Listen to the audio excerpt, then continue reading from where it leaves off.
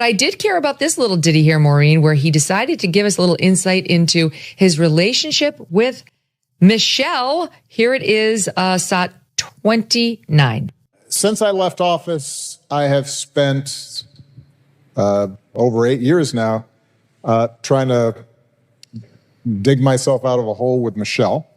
It's the art of deflection coming from former President Obama, as well as his friends who are still in Congress today, and Senator Warner and Congressman Jim Himes, really all basically saying that exact same statement, which doesn't actually address the issue that was revealed in great detail. Stop scrolling.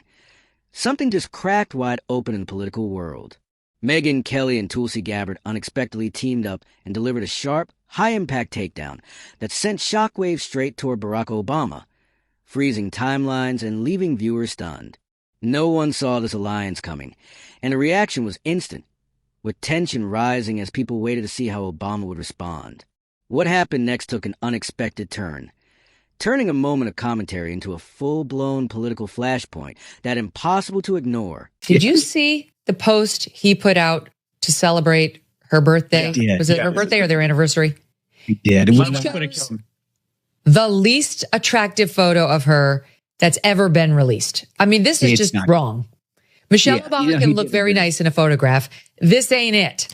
Maria, the implications of this are frankly nothing short of historic. Over 100 documents that we released on Friday really detail and provide evidence of how this treasonous conspiracy was directed by President Obama just weeks before he was due to leave office. If you're enjoying the video so far, make sure to subscribe and hit the bell icon, because things went off the rails the moment Megyn Kelly stepped in. What followed was pure chaos.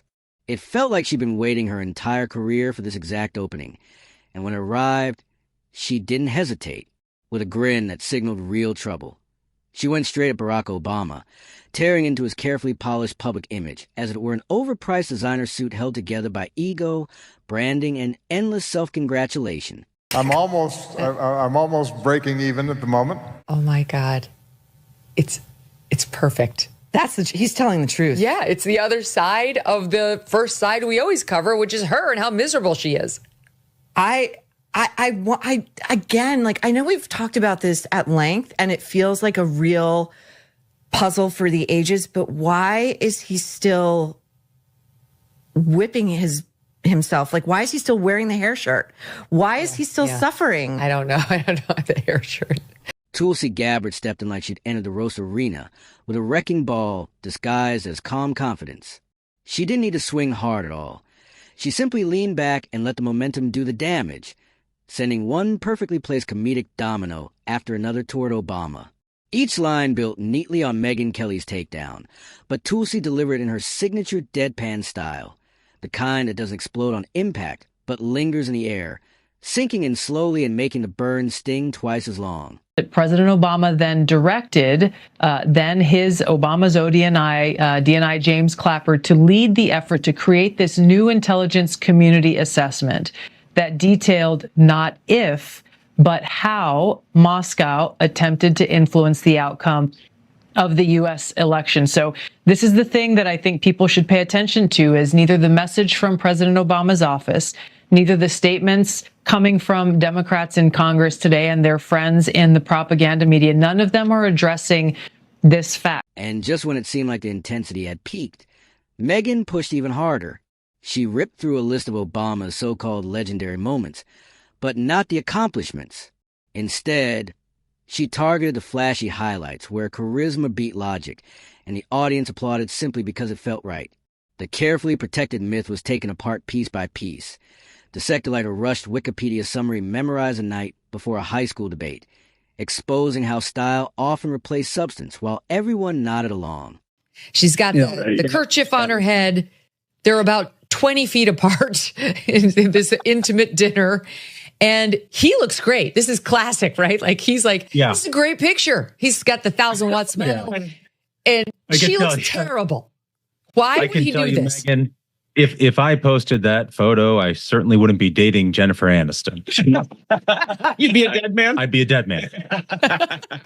Tulsi didn't attack Obama's policies at all. She went after the spectacle around him, mocking the image of a leader who spent 8 years floating on an aura of effortless cool while people struggled to figure out what was actually being accomplished. She roasted the myth of the calm, superior intellectual, painting him as someone forever moments away from telling everyone to relax, breathe deeply, and meditate, all while offering little in the way of clear, tangible results. 180-degree shift from the intelligence community's assessment leading up to the election to the one that President Obama directed be produced after Donald Trump won the election that completely contradicted those assessments that had come previously. The second thing I want to address that's very important, Laura, is that you in the clip that you played, you saw John Brennan, James Clapper, James Comey stated with high confidence this January intelligence community assessment that they drafted at the direction of President Obama. The fact is that they used already discredited information like the Steele dossier. They knew it was discredited at that time, yet they used it as a source for this document that they claim to have high confidence. Tulsi didn't attack Obama's policies at all. She went after the spectacle around him, mocking the image of a leader who spent 8 years floating on an aura of effortless cool while people struggled to figure out what was actually being accomplished. She roasted the myth of the calm, superior intellectual, painting him as someone forever moments away from telling everyone to relax, breathe deeply, and meditate, all while offering little in the way of clear, tangible results. B. Stole his first term as president. These absolute liars who run around trying to act like they're the protectors of democracy completely ruined it, tried to undermine it at every turn and at the highest levels with lies, with out and out lies that were really serious, and changed foreign policy and changed the course of history in this country in Trump's presidency. And there must be accountability. There has to be actual criminal accountability for those who lied. And I can't wait to see this administration do.